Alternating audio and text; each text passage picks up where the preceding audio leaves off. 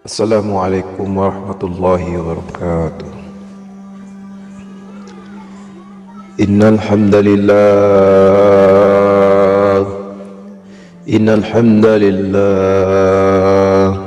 nahmaduhu wa nasta'inuhu wa nastaghfiruh wa na'udzu billahi min shururi anfusina wa min sayyiati a'malina. Man yahdihillahu fala hadiyalah wa asyhadu anna Muhammadar Rasulullah. Wa qala ta'ala fi kitabil karim, a'udzu billahi minasy syaithanir rajim. Bismillahirrahmanirrahim. Ya ayyuhalladzina amanu taqulu qawlan sadida yuslih lakum a'malakum wa yaghfir lakum dzunubakum wa may yuti'illah rasulahu faqad faza fawzan 'azima. Qala aidan kuntum khayra ummatin ukhrijat linas ta'muruna bil ma'ruf wa tanhauna 'anil munkar wa tu'minuna billah. Qala aidan wa man ahsanu qawlan mimman da'a ila Allah wa amila salihan wa qala innani minal muslimin. Wa qala nabiyyu sallallahu alaihi wasallam jaddidu imanakum wa khayfahal ya Rasulullah. Qawla aksiri min qawli la ilaha illallah. Qala aidan man ahya sunnati faqad habani wa man habani kana ma'iyya fil jannah. Qala aidan man mata wa huwa ya'lamu la ilaha illallah dakalal jannah. Qala aidan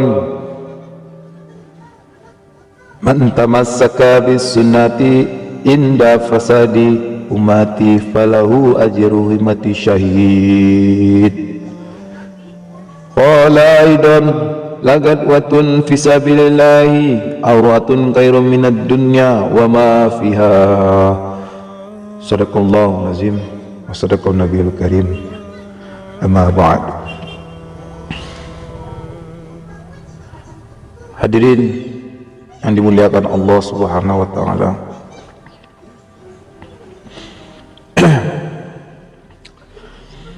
Berapapun gantengnya seseorang, berapapun tampannya seseorang, berapapun cantiknya seseorang, kata alim lama hadirin, apabila sudah hilang yang satu itu di dalam dirinya,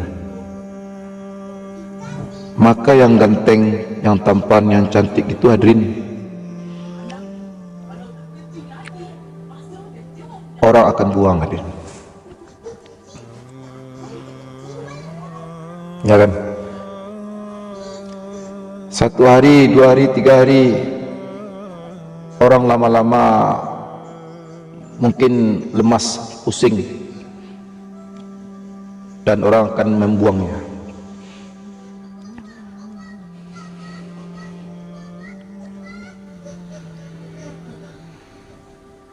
Maka dari diri seseorang hadirin, yang mana yang paling berharga itu hadirin beliau?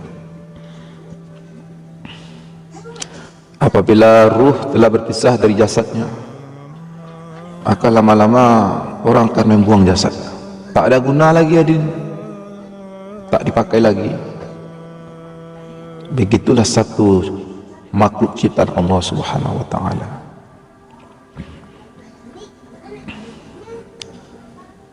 Maka dalam kehidupan kita ni hadirin mulia, Allah Subhanahu wa taala tiupkan kita ke dalam rahim ibu kita. Sesungguhnya kita adalah untuk dimatikan. Tak lama-lama tuan-tuan, kita akan bertemu dengan Allah Subhanahu wa taala. Kita akan masuk ke fase ketiga. Hari ini kita ke fase kedua, hadirin. Maka sebentar lagi kita akan masuk ke fase yang ketiga, yaitu alam kubur. Dan setelah fase kita ada lagi fase yang keempat, hadirin, yaitu mahsyar. Alim ulama katakan, hadirin mulia, kalaulah seandainya kita tidak mempunyai amal sedikit pun, tidak mempunyai iman, maka kitalah orang yang paling celaka, hadirin mulia. Karena kita dihidupkan ke dunia ini untuk mencari amal, mencari agama, hadirin. Bagaimana hari ini agama kita ini terwujud dalam diri kita? Bagaimana iman ini terwujud dalam diri kita? Maka ini dalam kehidupan ini hanyalah perjalanan, melalui perjalanan. Yang akan merubah diri kita bukan orang lain, yang akan mensuasanakan diri kita bukan orang lain, tetapi diri kita, hadirin mulia. Kalau kita suasanakan diri kita dalam agama, maka akan terwujud sifat agama dalam diri kita. Kalau kita wujudkan sifat keduniaan dalam diri kita, maka itulah yang akan lahir dalam sifat kita, hadirin. Kalau sibuk kita dalam kemaksiatan, di bar, karaoke, mall, berjudi dan lain-lain, maka itulah di dalam sifat diri kita yang akan keluar.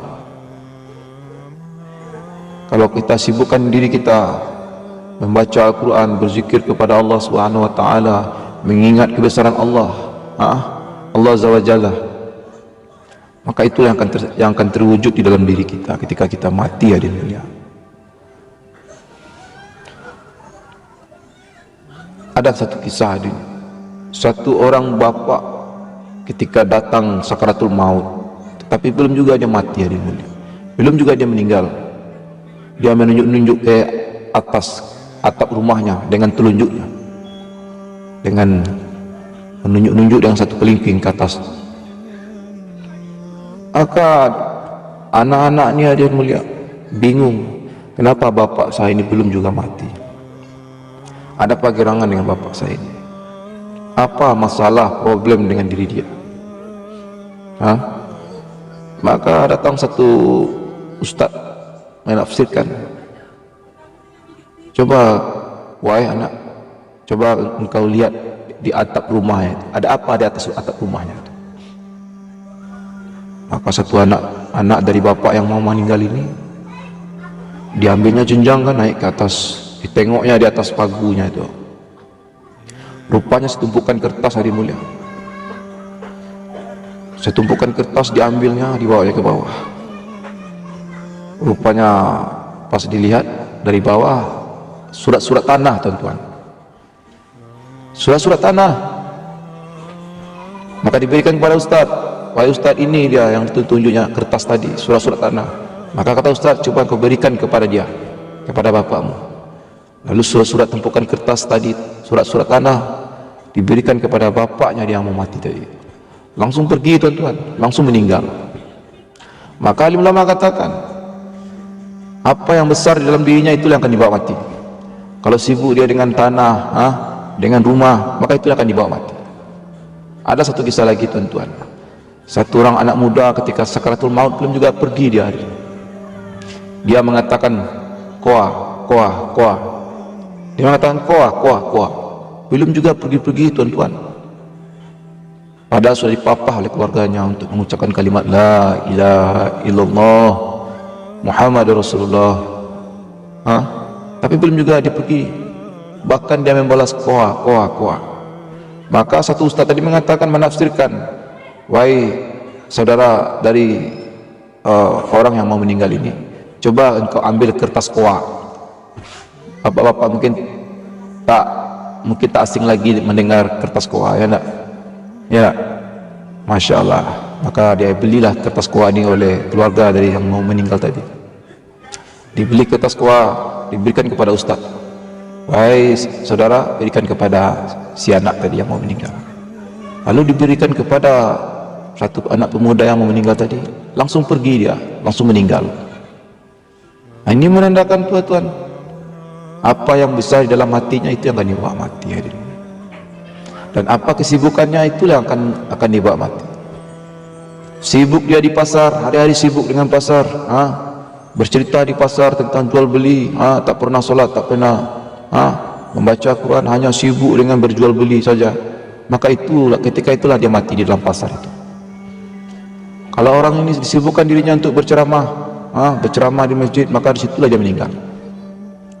Ini alim ulama katakan.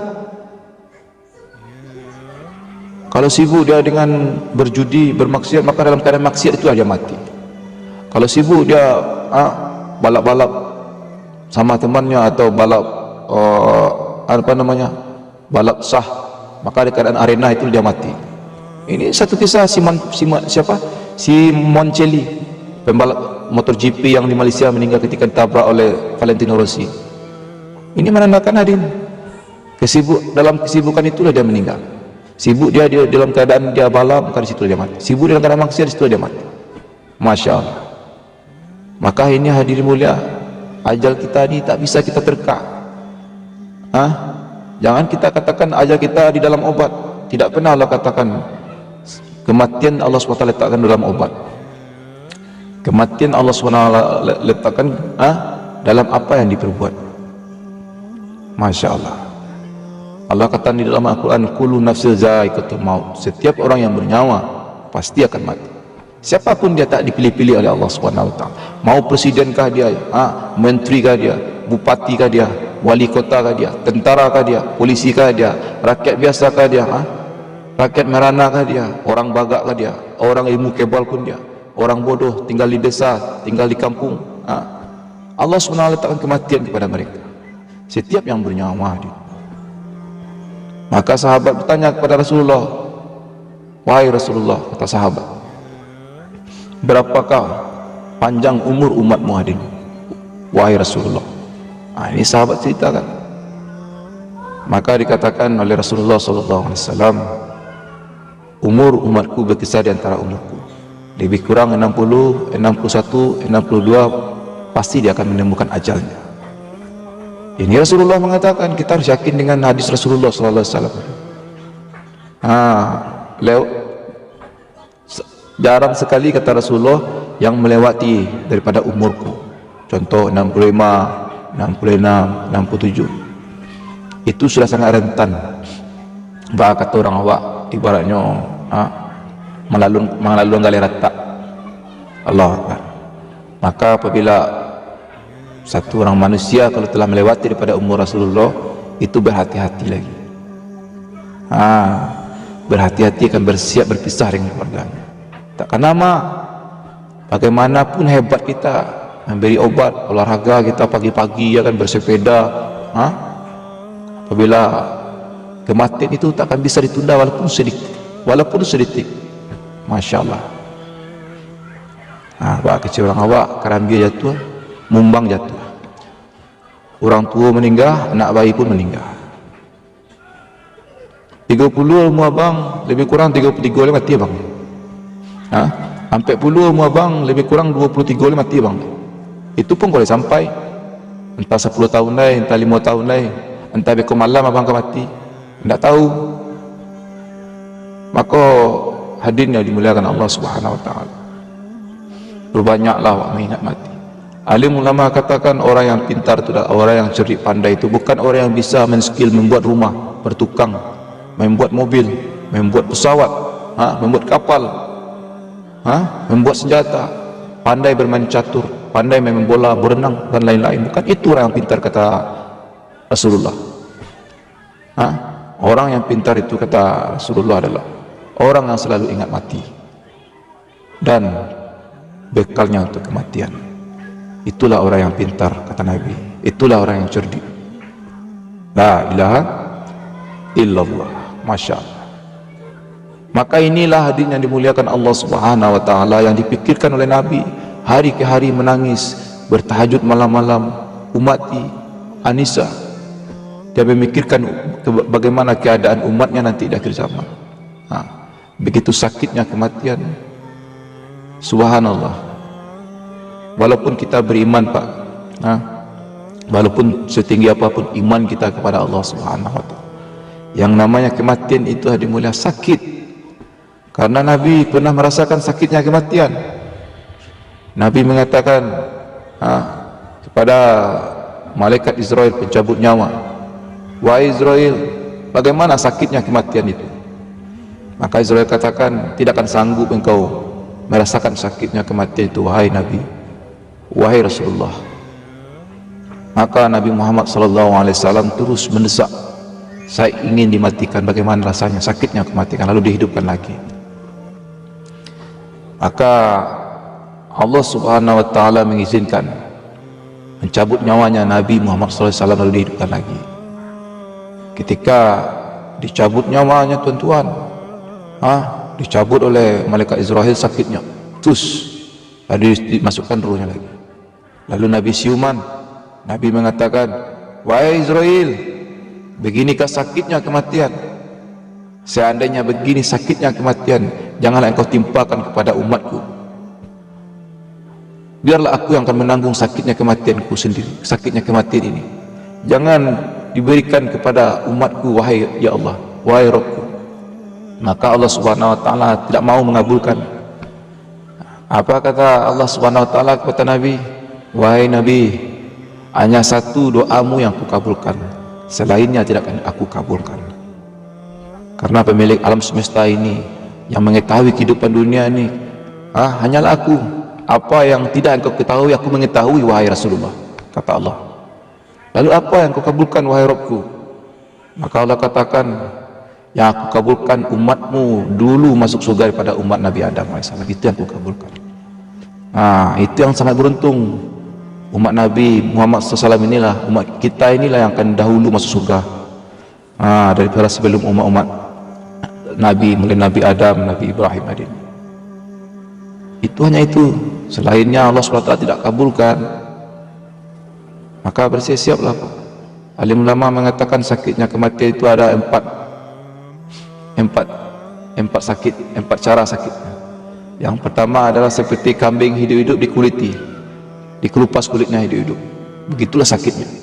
Yang kedua seperti burung yang terbang lalu diambil, digoreng dalam minyak yang panas, lalu dilepaskan lagi. Itu yang kedua. Yang ketiga adalah seperti kita diinjak perut kita ini oleh beban yang berat, lalu kita bernapas selubang jarum, sesak. Macam mana kita bernapas selubang jarum tuan-tuan? Masya Allah. Lalu yang terakhir adalah seperti 1000 syaitan pedang ke dalam kulit kita ini. Begitulah sakitnya kematian Pak. Jangan kita dia nak takut kemati tu.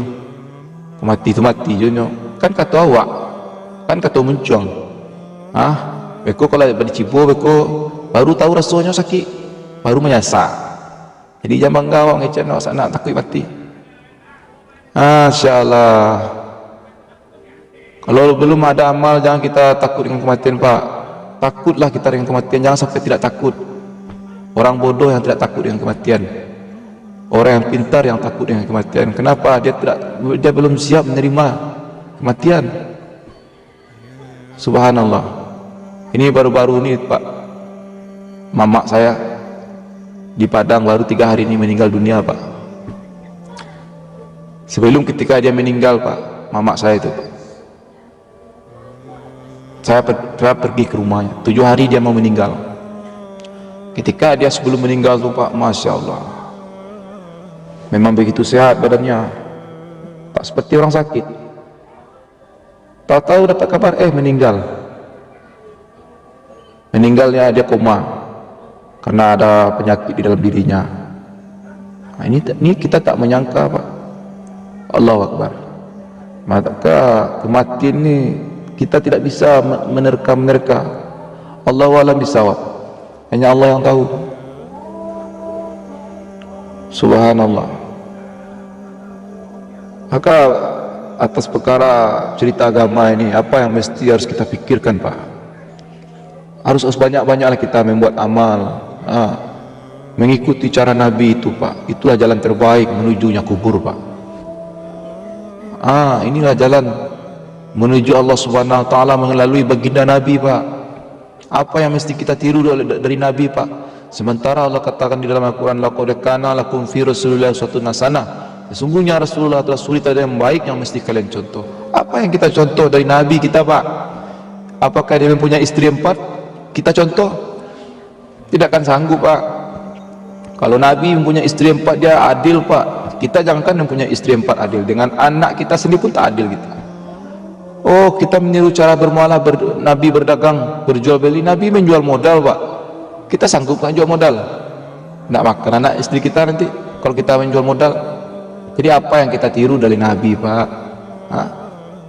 Sementara Allah katakan, laqad kana lakum fi Rasulillahi uswatun hasanah. Sesungguhnya Nabi Muhammad sallallahu alaihi wasallam adalah suri teladan yang baik yang mesti kalian contoh. Maka alim ulama tafsirkan, yang lebih baik yang kalian contoh itu adil mulia, yang di luar-luar saja. Apa yang itu?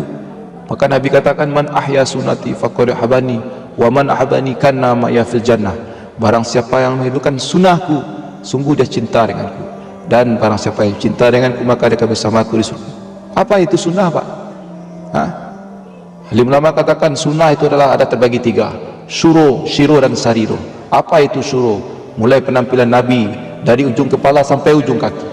Apa itu penampilan Nabi dari ujung kepala sampai ujung kaki? Dia memakai sorban, memakai jenggot, memakai jubah, memakai sendal, memakai celana iksbal.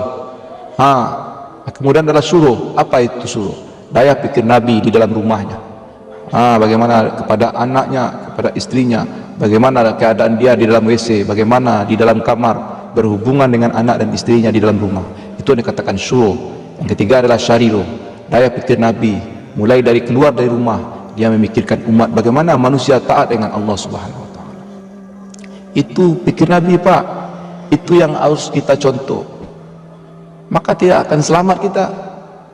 Allah katakan, laqad kana lakum fi Rasulillahi uswatun hasanah. Suri teladan yang baik mesti kita contoh yang itu, Adin, tak yang lain-lain. Kalau perkara solat itu dah wajib, itu perintah Allah Ta'ala, bukan perintah Nabi. Perintah Nabi ini sunnah, perintah Allah wajib itu dah jelas itu, Pak. Solat, zikir, baca Quran, naik haji bagi orang yang mampu.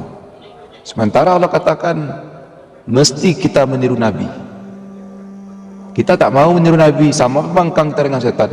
Disuruh menyembah Adam di surga, tak mau, maka dilaknatlah oleh Allah Subhanahu wa taala, masuk ke dalam neraka. Masya Allah.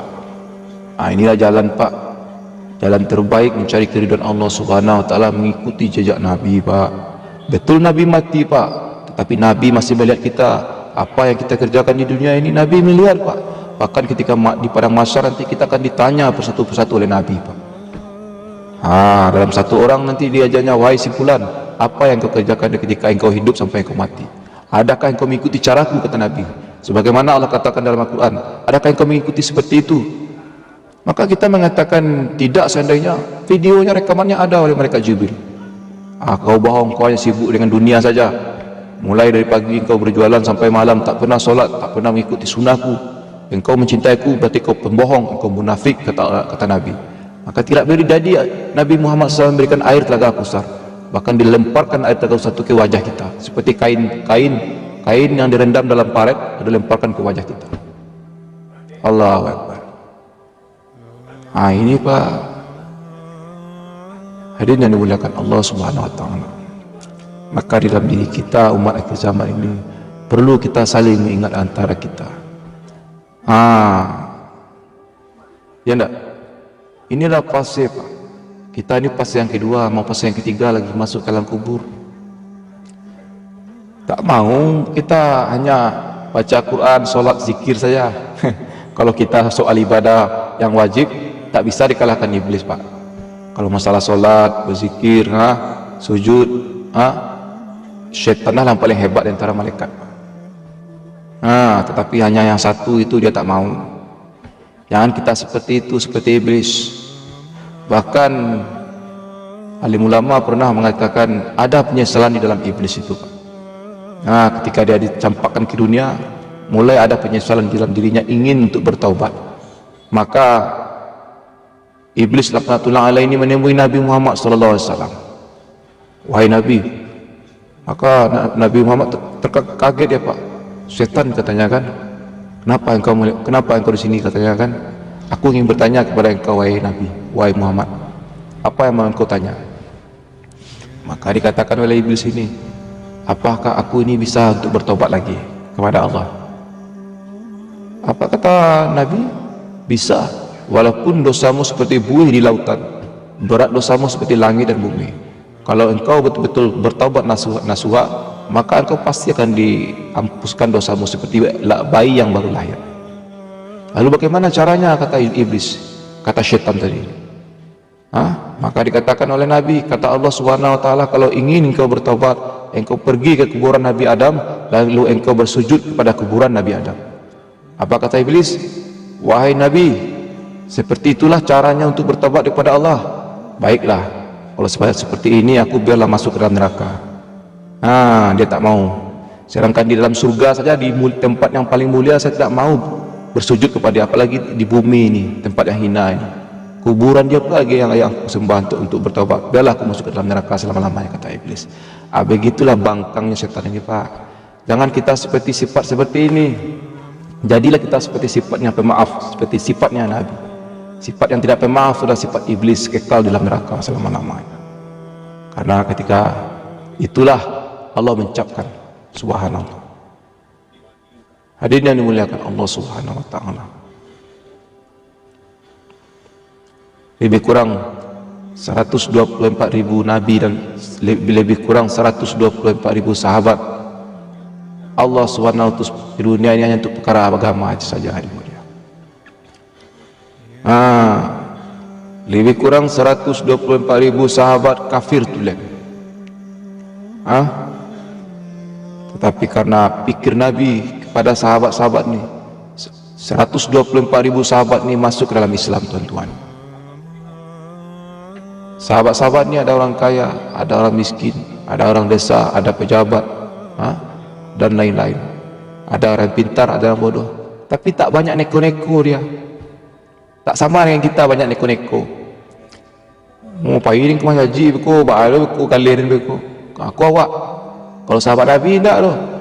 Ketika datang satu solat fardu, tetapi dia lalai, ketika dia sibuk dengan dunianya, maka dunia itu diinfakkan. Di satu sahabat Nabi Sayyidina Ali, Pak, ketika datang azan berkumandangkan, dia sibuk dengan kurmanya, dengan kebun kurmanya. Maka diingatkan sama Umar, wahai Ali, apakah engkau tidak mendengar suara azan?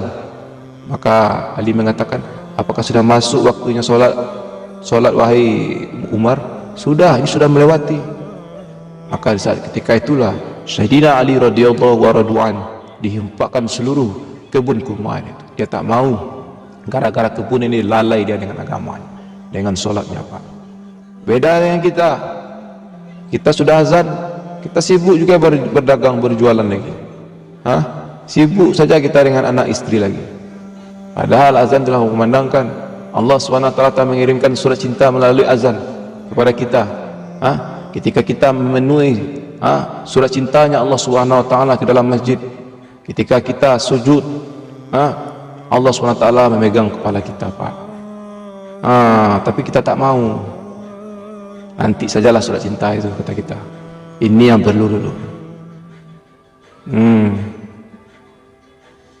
Jangan apa yang hari ini kita banggakan, Pak. Tak ada yang kita banggakan. Satu pun takkan kita bawa ke dalam kubur. Lebih kurang 2,5 meter itu kubur, Pak. Bentuknya sederhana saja, simple saja. 2,5 meter kuburan yang kita lihat. Kalau kita lihat dari luar, bentuknya biasa saja, simple saja.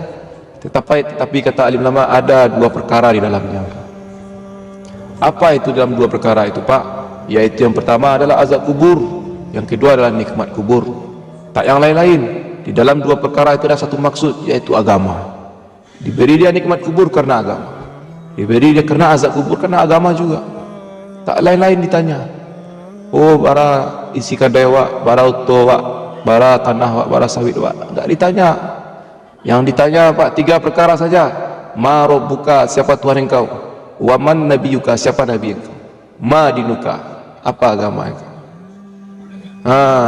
Apa kita sudah siap untuk menjawab pertanyaan malaikat nanti dalam kubur, Pak? Subhanallah. Hadirin yang dimuliakan Allah Subhanahu wa taala, ini hanya sekedar tausiah untuk saling mengingatkan perkara agama. Ya nak? Ba kata orang gaib, kaji ku harus diulang, walaupun itu sama cari pitinya itu saja. Cari piti itu mana mau itu tahu dia, itu diulang. Kalau nak diulang bangkrut, nak makan nak bini dia, kau belakang subuh adanya. Maka cari piti itu harus diulang tahu dia. Makan malam bekerja, pagi bekerja, baru bisa dapat piti wak. Baru makan nak bini wak. Begitu juga agama itu kaitusnya diulang-ulang tahu. Karena sifat manusia kau orang sifat palupunya kuat. Aku bersedia insya-Allah, Pak. Tak lama Pak meninggal. Nak apa nak ambo mati lah. Nak tahu entar dulu ambo entar dulu, Pak. Aku perbanyaklah ambo amal, Pak ya. Tutup dengan doa kepada majelis, Pak. Subhanahu wa bihamdi, subhanakallahumma wa bihamdika, asyhadu an la ilaha illa anta, astaghfiruka wa atubu ilaik. Subhana rabbika rabbil izzati amma yasifun wa salamun alal mursalin walhamdulillahi rabbil alamin. Assalamualaikum warahmatullahi wabarakatuh.